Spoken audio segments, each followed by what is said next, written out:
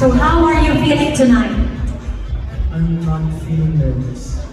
Nervous? I like that. I'm not feeling nervous. That's how confident he is. May mga supporters ka ba dito? And if so, what can you say about it? I love you all, guys, from up there. I love you all. Thank you for your support. Diba? Ramdam na ramdam niya yung support. Alright, are you ready? I think he's ready. This is our question.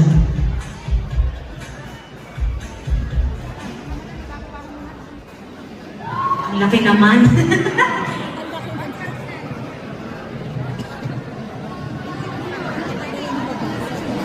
Ano, sa tingin mo, ang pinakamahalagang katangian ng isang kabataang lalaki ngayon?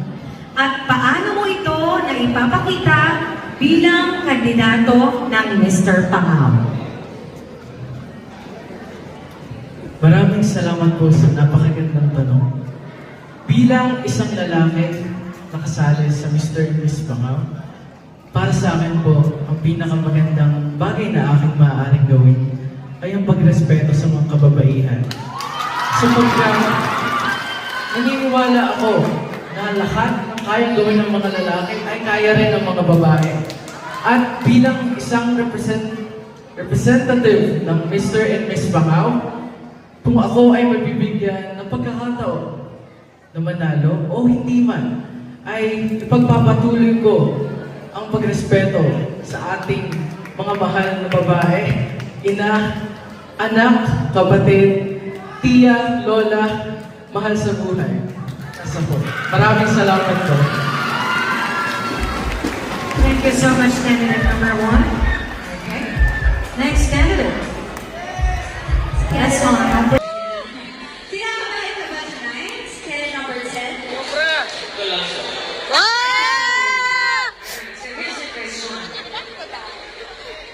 Ano sa tingin mo ang pinakamahalagang katangian ng isang batang lalaki ngayon?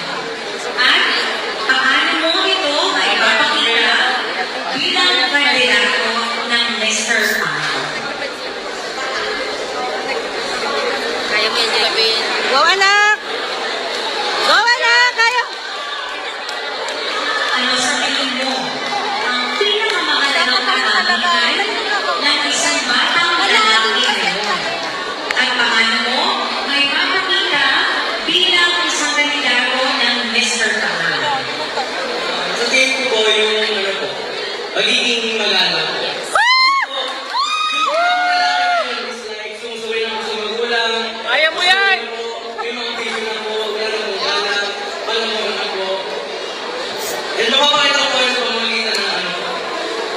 Magpapakita na ako yung respeto. Go, anak! Kaya mo yan! Sabi ko ng po at opo, sila ng Bula.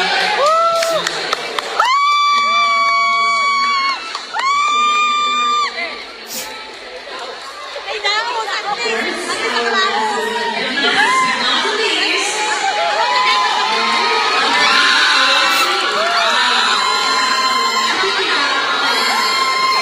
So are you ready?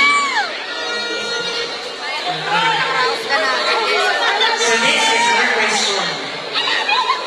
Ano sa tingin mo ang pinakamahalagang katangian ng isang batang lalaki ngayon, kabanahang lalaki ngayon?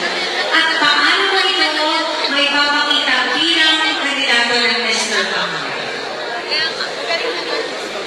Maraming salamat po sa inyo. Para sa akin po, ang isang magandang katangian o yung magandang makuha ng kabataan ngayon ay respeto. Dahil kasi ko po yun, karami ng kabataan ngayon ay mawawalan ng respeto patungo sa nakatanda. Kaya para sa akin, respeto po